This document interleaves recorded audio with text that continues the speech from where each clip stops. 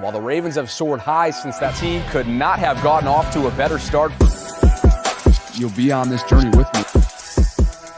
Hey guys, now joined inside Nats Park. Don't push the panic button on Orioles top prospect Jackson Holliday just yet, and I'm going to explain why coming up in this episode, which is presented by BetUS. And with that, welcome into the channel. I'm Bobby Trosset, and as always, this is where I bring you Baltimore sports and beyond. I want to begin here in this tweet put forth by Steve Molesky of Masson, and of course, as he tweets out, it's concerning Jackson Holliday, who's been up at the show for a week now. We've got a little bit of a small sample size in terms of the struggles that he's had at the plate. And guess what? It's not abnormal. Like, Adley went 20 games without an RBI. Gunnar Henderson was hitting a .170 just a year ago, almost a year ago, last May. Grayson Rodriguez had an astronomical ERA through his first 10 Major League Baseball starts. 7.35 to be exact. And Colton Cowser, who's one of the hottest hitters in all of baseball right now, hit 115 last year. This is a part of the process. And while it's not guaranteed, right? It's not guaranteed that he's going to work his way out of this early season slump, this early tenure slump. History tells you, based on recent history in the Mike Elias era, prospects handpicked by Mike Elias and his scouting department, that Jackson's going to find a way to work his way out of this. If those guys in recent memory aren't good enough for you, let's go back to some other legends that played the game at a very, very high level. Willie Mays, all the way back to 1951, won for his first 26. Cal Ripken Jr., 3 for 33. That's well documented in 81. Ken Griffey Jr., 1 for 18 in 89. And of course, now Jackson Holliday has come out extremely slow right out of the gate. 1 for 25. And yeah, it's ugly right now. It looks like it's a little bit too much. He looks a little overmatched at times. There is a significant difference, spoiler alert, between AAA pitching and what you see up at the show. We all understand that. We get that. But to watch it unfold now the way that it is for a guy who raked his way through Baltimore's farm system, it can be a little jarring. I get it. It's disappointing. You thought he might not take this long. But guess what? It's going to require a little bit of patience. He may not figure it out right away. I wouldn't be surprised if it takes multiple weeks. I appreciated what Mike Elias, team's general manager, had to say recently on the Ryan Ripken show. Shout out to Rip, crushing it in his first year or so in the media scene here locally. He had a chance to catch up with Mike, and they talked a little bit about so far what Jackson is seeing, what he's dealing with right now. And remember this too. When you go throughout your career the way Jackson did, right, through high school, through college, and obviously through just a ridiculous not even 2-year stint at the farm system, and you don't have a lot of failure, when you don't experience failure, it can be hard when you get hit in the face for the first time. That's just a reference. He hasn't been hit in the face, thank God, knock on wood. I hope he doesn't. But when you get smacked in the face with failure, with adversity, for the first time, for an extended stretch of time, you got to find a way. You got to almost like reprogram yourself. And I'd have to think that's what Jackson's doing right now. Here's Mike Elias. So first of all, I think with him, it's great where he's at right now. And everyone should enjoy. I think it's rare if you're a baseball fan to watch a 20-year-old with the type of potential career that he has sort of go through this phase. This isn't something you get to see. It's, once every 25 years or so, where we get to kind of watch a young player that has the pedigree that he does, like in this phase of his career at this young of an age. But the jump from AAA to the big leagues, a couple things about it. Number one, we're going through a pitching crisis right now. We have so many major league pitchers hurt. I'm guessing there's probably not a lot of major league caliber pitchers in AAA. Usually there's not, but if this might be fewer than ever, just because everyone's looking for pitching right now. So that's a big jump in that regard. But then also, if you're in A ball and you move up to high A, you're only going to face guys that are so good, because if they're too good for high A, they go up to double A pretty quickly.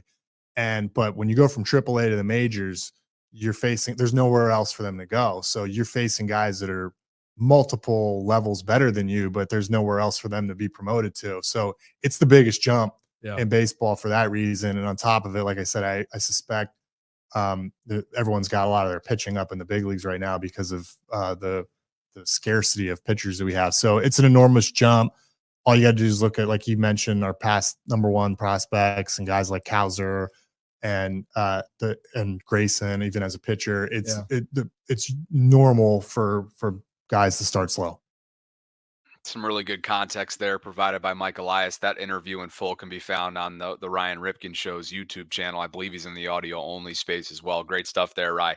But again, he's drinking from the fire hose, is Jackson, right? And maybe he's in his head a little bit. But history tells you the greats will figure it out. And before we get into the analytical side of what's going on with Jackson and where there is some hope for optimism, this episode, as you heard at the top, is brought to you by my friends at BetUS. And right now on BetUS.com, the odds for Brandon Ayuk's next team, if it's not the San Francisco 49ers, are available to you if you want to place a wager. Pittsburgh leads the way at plus 200. The Ravens aren't even on this list. I'm not really that surprised that they aren't. I guess they were initially, but once you start, I did an episode on that last week. It doesn't make much sense whatsoever. Carolina, New England, Arizona, and LA also draw odds on this list. But back to BetUS, the number one online sports book. They're currently offering a 125% deposit match up to $2,500. That's on your first 3 deposits. And that means if you invest $500 right out of the gate, you're going to have over $1,200, $1,250 to be exact, to play with. BetUS has 24/7 customer service, 24-hour payout options. You can click the top link in the description of this video to get started today. And if you DM me your account number right now, the first 5 people who do, meaning on Twitter, and I'll put up my handle for you. If you DM me your account number, the first 5 people to do so will receive $25 in free play. So the first 5 people to DM me their account number on Twitter, at Bobby Baltimore, that second O is a 0, will receive $25 in free play. And while we're at it, let's just take a look, because we're only a week out at the time of this taping, Thursday, the 18th of April, from the 2024 NFL Draft. Let me take you over to what I'm looking at on BetUS.com right now, and that is, I had one player in particular who potentially, and again, you have look at all these options. Player drafted by, you can go Bo Nix, Brock Bowers, Caleb Williams, J.J. McCarthy. A bunch of quarterbacks are on this list. Xavier Worthy, Ravens hosted him for a top 30 visit reportedly earlier in the offseason. But I want to zero in on who I feel like could potentially be this year's Lamar Jackson. And I'm talking about just from a draft status standpoint. And that's Michael Penix Jr., who would not surprise me if he's just kind of hanging around towards the end of the first round. Now, why it's relevant is because you have teams like the Raiders at 44 overall, the Giants at 47 overall, the Rams at 52 overall. Teams who probably are in the market for a quarterback, you would think, even though I know the Rams have Stafford. Daniel Jones is with New York, but I'm talking about for the future, or if you're the Raiders' sake, in Las Vegas's case, you probably want a quarterback right now. So anyway, I'm just saying this because I think there's a decent chance that a team like the Rams could be a sleeper, and perhaps they want to work with the Ravens. And if the Ravens find that it's valuable to potentially trade out of the first round based on the kind of capital that the Rams are offering, maybe that's something that happens. So I'm going to take a shot in the dark here. I don't think it's that much of a shot, but I'm going to throw 30 on this. 30 wins me 360. And I don't think it's that far-fetched of a scenario to take place a week from now. So again, that's just one of the many things that you can kind of calculate and quantify and try and figure out if you want to throw some cheddar around ahead of the 2024 NFL Draft as we sort of throw on our predictions hats for how all these teams, especially the quarterback needy teams, might move forward. But back to the task at hand here, and that is what's going on analytically for Jackson Holliday. And CBSSports.com basically did a full deep dive, I should say, into Jackson Holliday. And there's some room for optimism. Okay. So we'll go big screen here. And they talk about approach. Approach is an all encompassing concept that attempts to capture a few different skills: the ability to discern balls from strikes, key in on pitches that you can do the most damage to, and adjust based on context. That can mean how pitchers are approaching you, how umpires are calling the zone, the base out score situation, or any number of other variables. Okay. That's what approach is. And in this case, as you see on the right hand side of the screen, you're looking at a batter's box. Holliday's chase rate is on the higher side, a percentage of 33.3. But CBS feels, after diving deeply, that his overall swing decisions have been good. The image shows the pitches that Holliday has taken for strikes and counts with fewer than 2 strikes. Almost all of them have been down in the zone or away. As you see there's only a couple that are up above on the edge fringe. Predictably, that's because Holliday seems to be hunting pitches that are up and or on the inside half of the plate. Okay? Here's more. And let me just get rid of the logo so you guys can all see what we're dealing with here. Most of the red on the left-hand side is located over the plate and in the zone. The zone is obviously the square. There are a few outlier spots high and low that should smooth out as the sample increases. He's only been around for a week. CBS notes that Holliday, even dating back to his prospect days, has a tendency to expand the plate inside. He also steps in the bucket, which means his stride leg, his front leg, lands more open than it starts, suggesting he has an appetite for pitches on the inner half and beyond. He seems to have no issues with expanding the zone away. So they go on to write here, and this is where it gets interesting. Judging a batter's approach is generally more art than science. Baseball prospect author Robert Orr has attempted to quantify a batter's selectiveness and aggressiveness by developing, I should say, a metric called Seeger. And they mentioned that Holliday actually has the best score among all Orioles. Now, not a lot to show for it right now, obviously, but that suggests that he is making good swing decisions at this stage in his career. So, what I just alluded to, why haven't the results backed that up? The timing. Timing has been an issue right now for Jackson. And they go on to write, Holliday. So timing is a more intuitive concept than approach. It can manifest in a few different ways, including in swing and misses, something that Holliday has done his fair share of so far, and foul balls. It can also impact the batted ball type, direction, and quality. The reason is somewhat obvious. If a batter is out in front on pitches, they're likely pulling them. If they're late, they're likely spraying them to the opposite side of the field. Now, another chart for you here, and this goes back to his AAA days with Norfolk.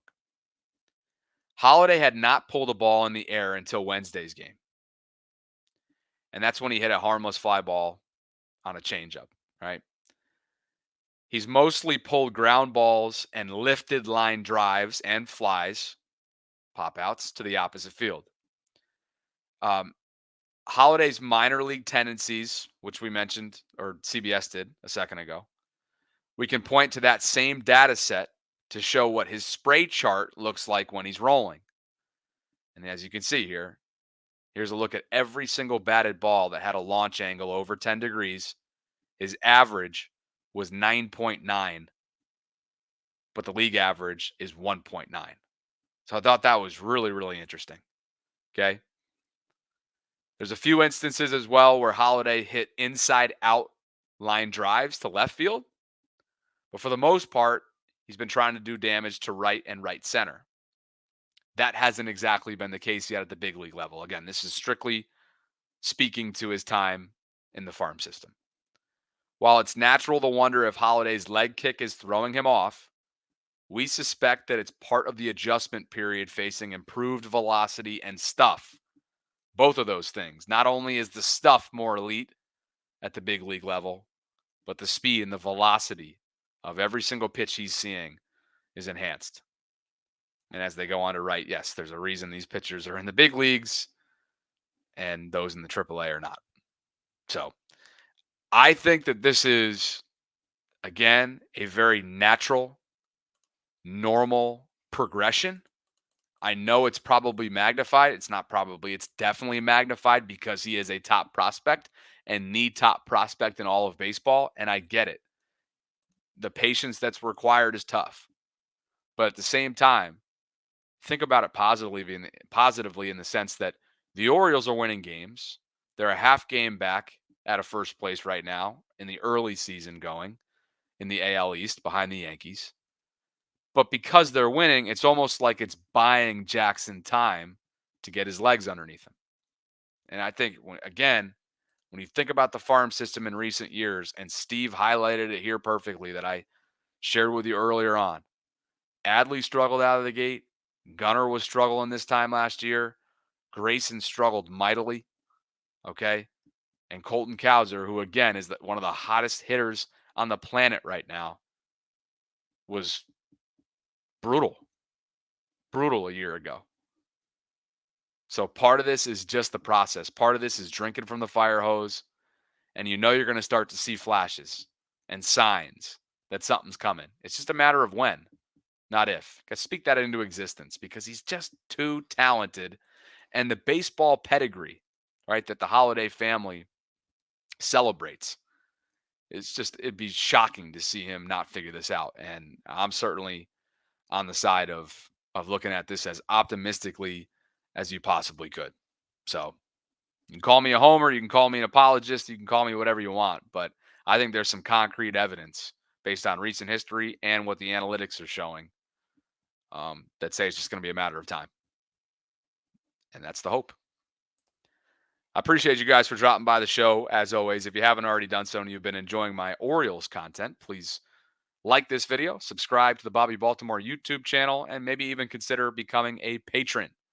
Deborah Cerisi and Toey Faree are, and that means they get monthly shout outs here on the channel for a $4.99 level tier. Really, really appreciate you both. Thank you for believing in what I'm building here in Baltimore and beyond. If you guys are interested in doing the same, visit patreon.com/Bobby Trosset to learn more. And while you're at it, if you haven't already done so, we are 1 week out from our inaugural NFL draft live stream party at Soundstage. Really, really looking forward to this opportunity of hanging with you guys. I hope you'll come out and support us and celebrate opening night of the draft at Soundstage in downtown Baltimore.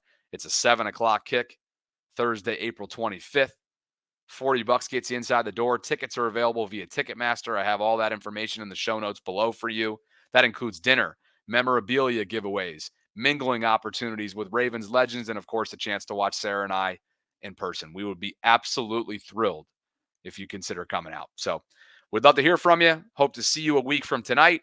And I appreciate you guys, as always, for all the support that you give me day in and day out here inside the channel.